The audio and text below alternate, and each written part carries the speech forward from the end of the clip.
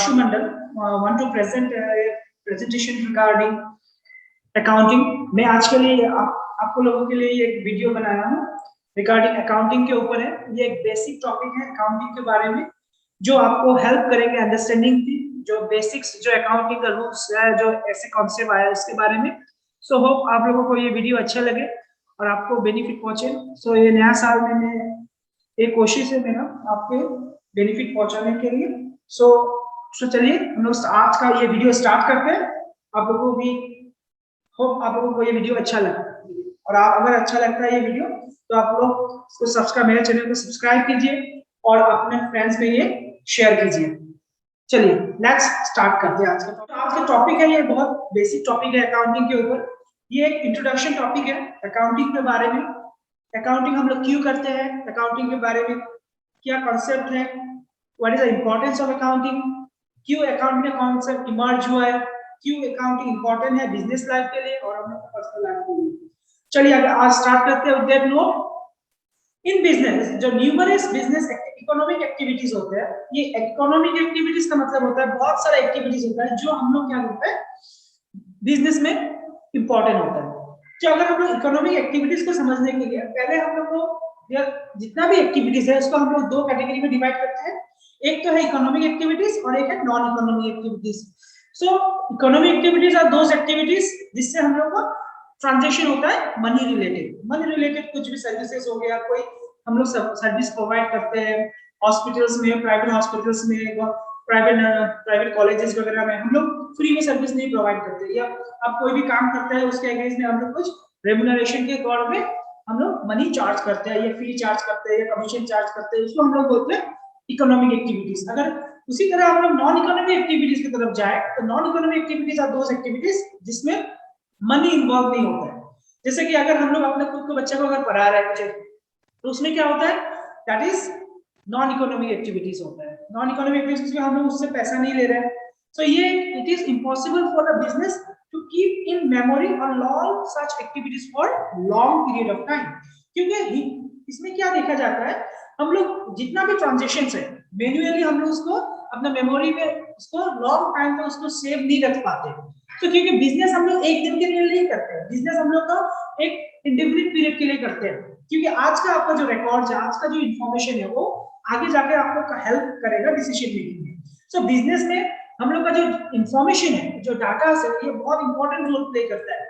इसीलिए हम लोग क्या करते हैं, इसको हम लोग ह्यूमन का जो लिमिटेशंस है, इसका जो कैपेबिलिटीज है रिगार्डिंग द स्टोर करने का वो बहुत लिमिटेड है, तो उसकी वजह से हम लोग रिकॉर्डिंग प्रैक्टिसेस हम लोग का इमर्ज हुआ है जिसको हम लोग अकाउंटिंग बोलते हैं। ये एक रिकॉर्डिंग प्रैक्टिस है। हम लोग जितना भी ट्रांजैक्शन है, क्या ट्रांजैक्शन, इकोनॉमिक ट्रांजैक्शन, और ये इकोनॉमिक ट्रांजैक्शन है हम लोग अपना बिजनेस में रिकॉर्ड करते हैं, जिसको हम लोग अकाउंटिंग तौर पे हम लोग कंसीडर करते हैं, जो बाद में हम लोग अलग अलग एक्टिविटीज भी करते हैं।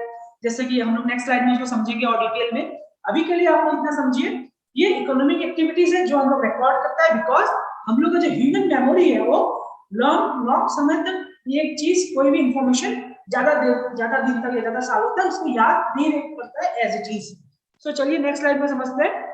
नेक्स्ट स्लाइड में मैं अकाउंटिंग का मीनिंग के बारे में डिस्कस करूंगा। अगर अकाउंटिंग का मीनिंग अलग अलग आदमी अलग अलग तौर से बोलते हैं, फिर भी आप लोग अंडरस्टैंडिंग के लिए मैं इतना ही बेसिक चीज बोलूंगा जो ऑलरेडी मैंने हाईलाइट किया हुआ है। जो अकाउंटिंग एक क्या प्रोसेस है, जब हम लोग बोलते हैं अकाउंटिंग आ जाने से उसके प्रोसेस में चला है। प्रोसेस मतलब ये एक प्रोसेस है। क्या प्रोसेस, रिकॉर्डिंग का प्रोसेस, ठीक है। हम लोग यहाँ पे इकोनॉमिक एक्टिविटीज को रिकॉर्ड करते हैं और उसके बाद क्या करते हैं, उसके बाद और उसको क्या करते हैं, समराइज करते हैं, एनालाइज करते हैं और रिपोर्टिंग भी करना होता है, और इसको हम लोग क्या करते हैं, कम्युनिकेट करते हैं इसको, क्योंकि हम लोग अकाउंट्स किसके लिए बनाते हैं। जैसे फॉर एग्जांपल मैं आज एक अकाउंटेंट हूं, मैं अकाउंट्स किसके लिए बनाऊंगा, मैं तो खुद के लिए नहीं बनाऊंगा ना, मैं किसी और के लिए बना रहा हूं, और ये जो और होगा इसको कौन, हम लोग ऑर्गेनाइजेशन इसको मैनेजमेंट बोलते हैं।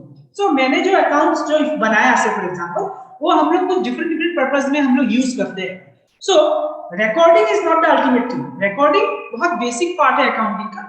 रिकॉर्डिंग होने के बाद हम लोग उसको समराइज करते हैं, क्लासिफाई करते हैं, उसको एनालाइज करते हैं, कितना प्रॉफिट हुआ, कितना लॉस हुआ, प्रॉफिट हुआ तो क्यों हुआ, what are the factors also, ये सब हम लोग एनालाइज करते हैं और उसका जो एनालाइजिंग होने का जो आउटकम निकलता है वो हम लोग रिपोर्ट करते हैं या इन्फॉर्म करते हैं, और हम लोग बोल सकते हैं कम्युनिकेट करते हैं इसको मैनेजमेंट को और डिफरेंट अथॉरिटीज को, जो ये इंफॉर्मेशन को यूज कर पाए आगे जाकर उन लोगों को बेनिफिट हो पाता है।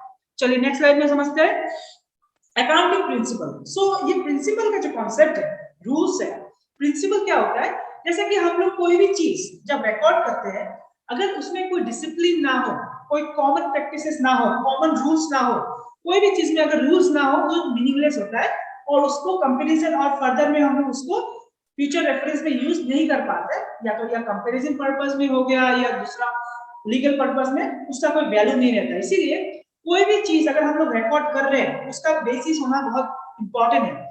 उस तभी वो चीज इंपॉर्टेंट होता है जो उसका कुछ बेसिस होता है, कुछ एविडेंस होता है, कुछ रूल्स होता है। सो रूल्स बहुत इंपॉर्टेंट है अकाउंट्स में। उस रूल्स वगैरह को हम लोग क्या बोलते हैं, अकाउंटिंग प्रिंसिपल्स। ये जो अकाउंटिंग प्रिंसिपल्स है, हम लोग जो इसमें एक इंस्टीट्यूट बॉडी का नाम बोल रहे हैं, जैसे कि FASB, FASB हमें रिप्रेजेंट कर रहा है फाइनेंशियल अकाउंटिंग स्टैंडर्ड बोर्ड। ये फाइनेंशियल अकाउंटिंग स्टैंडर्ड बोर्ड है जो यूएसए का अकाउंटिंग स्टैंडर्ड बोर्ड है, जो क्या करता है, गैप को फॉर्म करता है, गैप रेफर करता है गैप को। गैप अभी क्या होता है, चलिए गैप के बारे में हम लोग नेक्स्ट स्लाइड में समझते हैं। सो ये फाइनेंशियल अकाउंटिंग स्टैंडर्ड बोर्ड क्या करता है, गैप को, गैप जो हम लोग का जनरल एक्सेप्टेड अकाउंटिंग प्रिंसिपल है, इसको बनाता है इन यूएसए। उसी तरह हम लोग का इंडिया में भी एक बॉडी है जो हम लोग जैसे कि अकाउंटिंग स्टैंडर्ड बोर्ड, इंडिया में हम लोग अकाउंटिंग स्टैंडर्ड बोर्ड है जो क्या करता है, हम लोग को अकाउंटिंग स्टैंडर्ड को हम लोग का फॉर्मुलेशन में हेल्प करता है।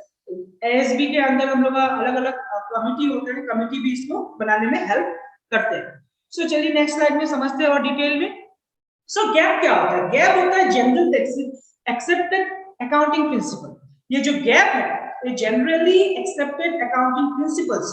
फर्स्ट ऑफ ऑल, जैसे हम लोग बोलते हैं अकाउंट्स को, अकाउंट्स एक प्योर साइंस नहीं है, at the same time accounts pure arts भी नहीं है। जैसे कि हम कहा जाता है accounts combination of arts and science है, तो इसीलिए क्या क्या कहा जाता है, so GAAP generally accepted accounting principles है, कुछ कॉमन रूल्स है, कुछ कॉमन स्टैंडर्ड है जो हर कोई फॉलो करता है, हर कोई एक्सेप्ट करता है एज ए प्रिंसिपल। ये कोई hard and fast scientific rules नहीं है। जैसे कि हम लोग साइंटिफिक रूल में क्या बोलते हैं, साइंटिफिक रूल में हम लोग बोलते हैं जैसे हाइड्रोजन हो गया, ऑक्सीजन हो गया, एक साथ मिलकर वाटर बन गया। सो ये जो फॉर्मेशन है वाटर का, हर जगह में, वर्ल्ड का हर जगह में आप जाइए, अगर किसी को अगर कन्विंस नहीं करना पड़ेगा जो ये दोनों मिलकर वाटर, क्योंकि ये प्रूवन है, प्रूव हो चुका है, ये साइंस है जिसको हम लोग बोलते हैं प्योर साइंस। साइंस को ऑलरेडी प्रूवन, जो चीज ऑलरेडी है, हर जगह एक्सेप्टेबल है, यूनिवर्सली एक्सेप्टेड है, वो साइंस है। बट रिगार्डिंग अकाउंट्स हम लोग ये बोलते हैं अकाउंट्स यूनिवर्सली एक्सेप्टेड इक्वली, हर जगह एक जैसा रूल्स रेगुलेशन नहीं होता है। क्यों? क्योंकि हर कंट्री का अपना इकोनॉमिक कंडीशन है, और उस इकोनॉमिक कंडीशन के हिसाब से, अपना कस्टम्स के हिसाब से, अपना ट्रेडिशंस के हिसाब से अपना हर जगह का रूल्स बनता है। सो उसी तरह ह्यूमन मेड है, हम लोग का जो गैप है ये मैन मेड है, हम लोग बोलते हैं इसको ह्यूमन बनाया अपना कन्वीनियंट के हिसाब से, अपना कन्वीनियंट पर्पस के लिए, कंपैरिजन पर्पस के लिए, जिससे हम लोग को एक बेसिस मिले, जिससे हम लोग अपना रिकॉर्डिंग कर पाए और एक ट्रू और फेयर प्रेजेंटेशन फाइनेंशियल स्टेटमेंट का हो पाए। तो अभी ये मैंने एक वर्ड यूज किया फाइनेंशियल स्टेटमेंट, तो ये आगे जाकर इसके बारे में हम लोग और डिस्कस करेंगे क्या फाइनेंशियल स्टेटमेंट होता है, फाइनेंशियल स्टेटमेंट कैसे हम लोग को हेल्प प्रोवाइड करता है डिसीजन मेकिंग, और कुछ ये इंफॉर्मेशन रिवील करता है थ्रू डिफरेंट फॉर्म्स। चलो इसके बारे में हम लोग आगे जाके समझेंगे।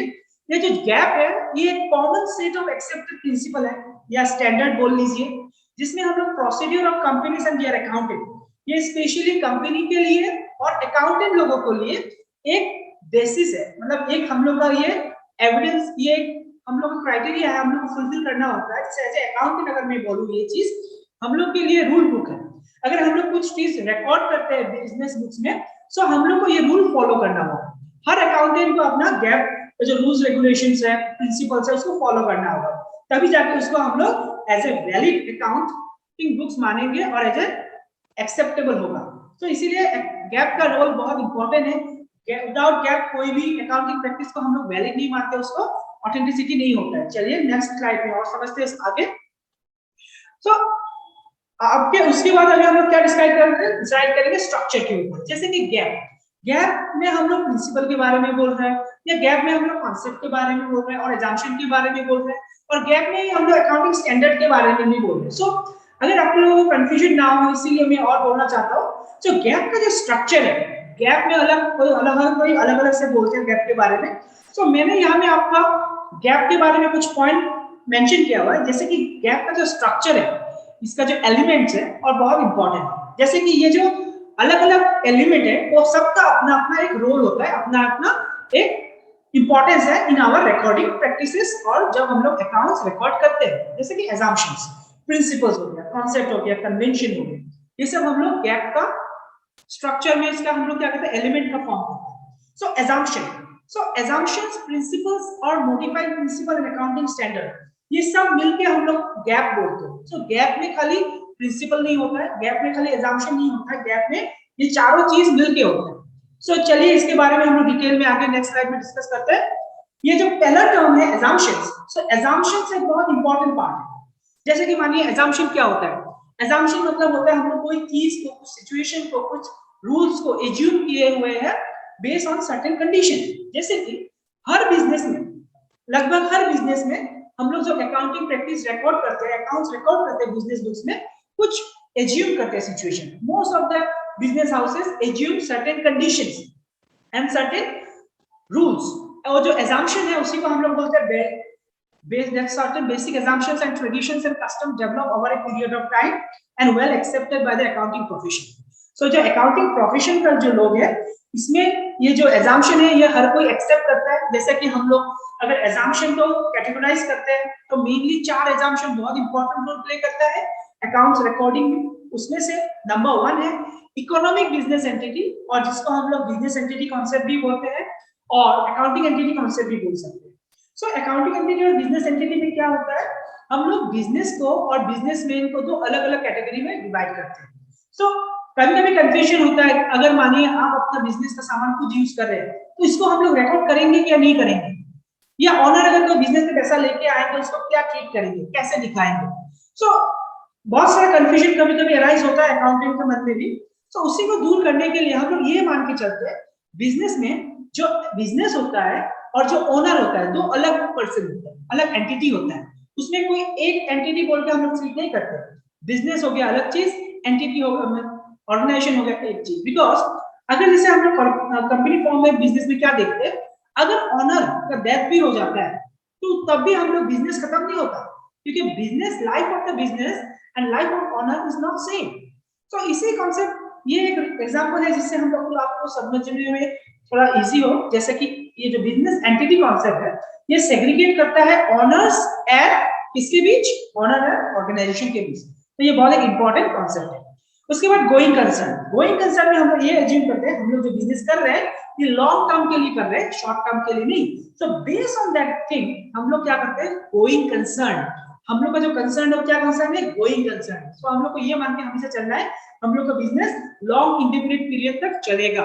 एंड उसी को ध्यान में रख के हम लोग एक्सपेंडिचर को दो कैटेगरी में डिवाइड करते हैं। जैसे मानिए revenue expenditure for recurring basis, short term purpose, और एक हो गया कैपिटल एक्सपेंडिचर जो लॉन्ग टर्म पर्पस में रखते हैं, और उसके ऊपर हम लोग क्या करते हैं, डेप्रिसिएशन चार्ज करते हैं। तो ये जो सिचुएशन है, ये जो ट्रांजैक्शन है, हम लोग क्या ट्रीट करते हैं, किस कॉन्सेप्ट के अंदर से आता है, किस assumption के तहत आता है, ये एक बेसिक assumptions है। तो बेसिक assumption यूज होता है गोइंग कंसर्न। सो उसके बाद आता है मॉनेटरी यूनिट, जिसे उसको हम लोग मनी मेजरमेंट भी बोल सकते हैं।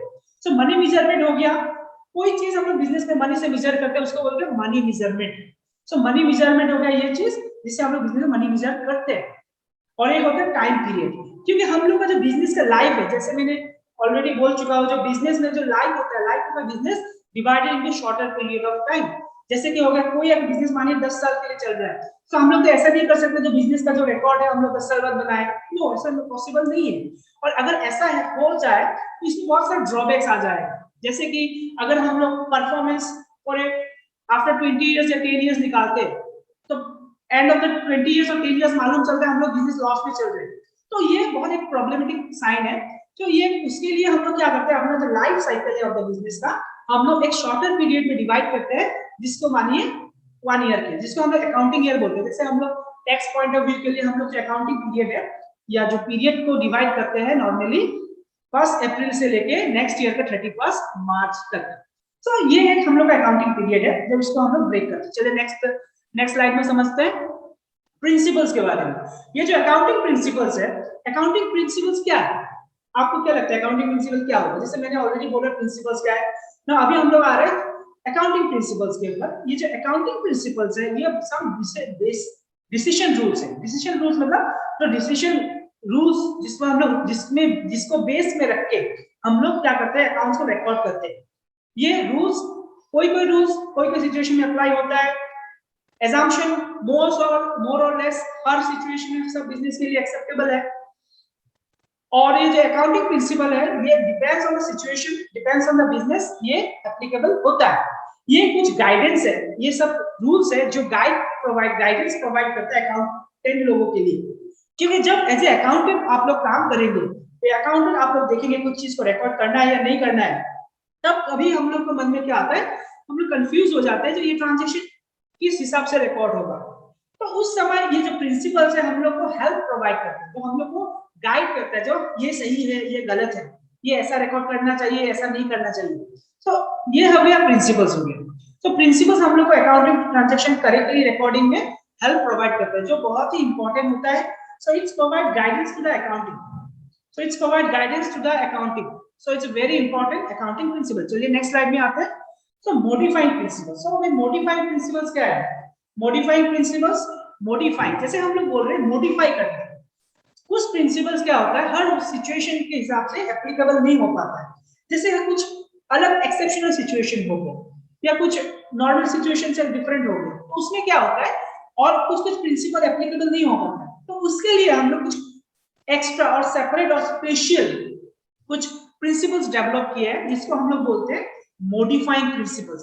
मॉडिफाइंग इसलिए क्योंकि वो नॉर्मल प्रिंसिपल से थोड़ा अलग है, क्योंकि वो हर सिचुएशन में यूजेबल नहीं है, वो कुछ स्पेशल केस के लिए कुछ स्पेशल सर्कमस्टेंसेस के लिए बनाए हुए हैं। उसमें से आता है हम लोग का मैटेरियलिटी या कंजर्वेटिज्म बोल लीजिए, कॉस्ट बेनिफिट एनालिसिस बोल लीजिए, टाइमलीनेस बोल लीजिए, कंसिस्टेंसी बोल लीजिए, whether it is substance over legal form और इंडस्ट्री प्रैक्टिस, इस सब को हम लोग मॉडिफाइंग प्रिंसिपल कंसीडर करते हैं। चलिए ये जो फोर्थ एलिमेंट है ये मोस्ट इंपॉर्टेंट एलिमेंट है हम लोग को ऐसे अकाउंटेंट और ऐसे अकाउंट्स में।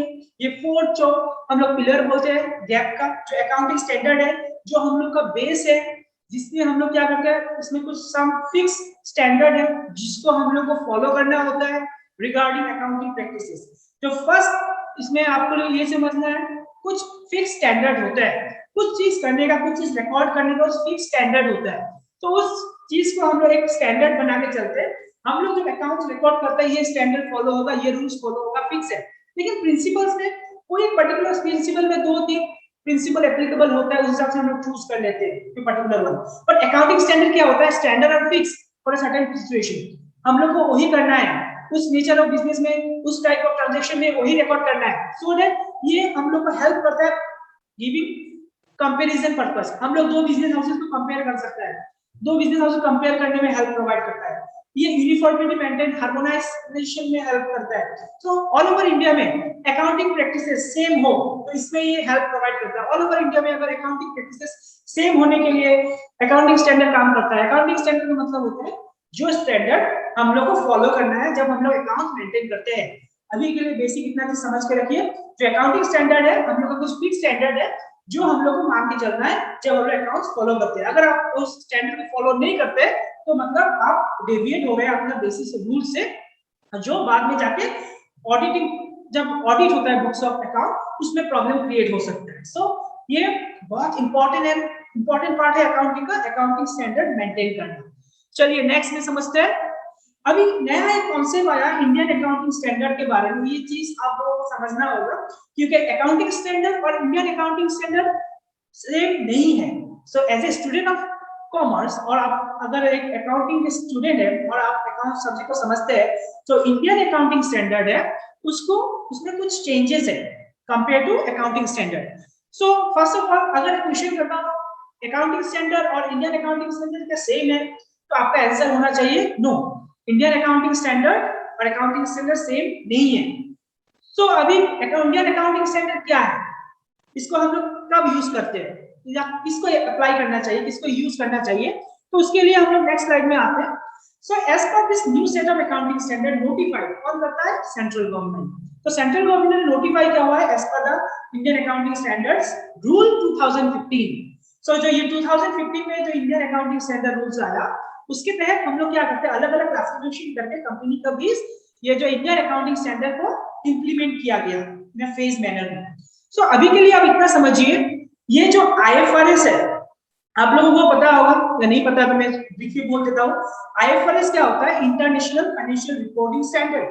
इंटरनेशनल लेवल पे जैसे कि हम लोग इंडिया में भी रिकॉर्ड करते हैं स्टैंडर्ड, ऑल ओवर वर्ल्ड में भी कॉमन कुछ प्रैक्टिसेस है अकाउंट्स को रिप्रेजेंट करने के लिए, उन सबको कुछ कॉमन स्टैंडर्ड है इंटरनेशनल लेवल पे, उसको हम लोग बोलते हैं इंटरनेशनल फाइनेंशियल रिपोर्टिंग स्टैंडर्ड। ये इंटरनेशनल फाइनेंशियल रिपोर्टिंग स्टैंडर्ड और इंटरनेशनल अकाउंटिंग स्टैंडर्ड वो चेंज होके, जैसे पहले इंटरनेशनल अकाउंटिंग स्टैंडर्ड था उसको चेंज करके आईएफआरएस बनाया गया। अभी आईएफआरएस को ध्यान में रख के इंडिया में जो पहले अकाउंटिंग स्टैंडर्ड था उसको कन्वर्ज करके इंडियन अकाउंटिंग स्टैंडर्ड्स बनाया गया। मैं एक बार फिर से रिपीट कर देता हूं, ये जो आईएफआरएस है ये कन्वर्ट हुआ, ये चेंज हुआ from IAS that is international accounting standard. IFRS होने के बाद व्हाट इंडिया डिड, हम लोग इंडिया में क्या किए, आईएफआरएस का ध्यान में रख के हम लोग कुछ ऐसा रूल्स बनाए जो आईएफआरएस से रिलेटेड है, ऑन द सेम लाइन है, लाइन विद द आईएफआरएस, जो इंडिया में अकाउंटिंग प्रैक्टिसेस को डिस्टर्ब ना करना पड़े। सो हम लोग आईएफआरएस को ध्यान में रख के अकाउंटिंग स्टैंडर्ड को मॉडिफाई करके इंडियन अकाउंटिंग स्टैंडर्ड बनाया जो आईएफआरएस का लाइन में हो, या दैट मींस आईएफआरएस का गाइडलाइन को फॉलो करें। सो हम लोग कन्वर्ज किए, हम लोग क्या करें, कन्वर्स, हम लोग एडॉप्ट नहीं किया फुल्ली। कोई कोई कंट्रीज है जिन लोगों ने आईएफआरएस को फुल्ली एडॉप्ट कर लिया विदाउट एनी चेंज, लेकिन इंडिया ने क्या किया, इंडिया में हम लोग जो रूल्स बनाए इंटरनेशनल फाइनेंशियल रिपोर्टिंग स्टैंडर्ड, उसमें कुछ रूल्स उसको ध्यान में रख के हम लोग अपना इंडियन वर्जन को निकाला।